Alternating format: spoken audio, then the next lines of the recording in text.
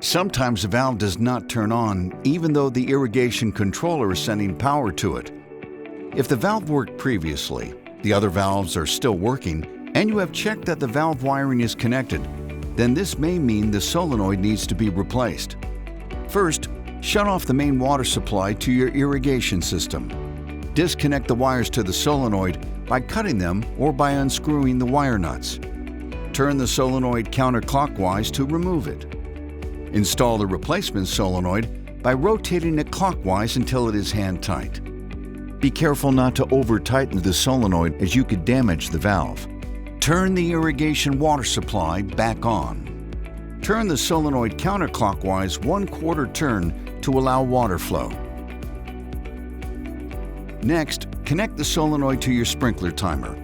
Use watertight wire nuts to protect the connections from water. Connect the white wire on all solenoids to the common wire, which is also usually white.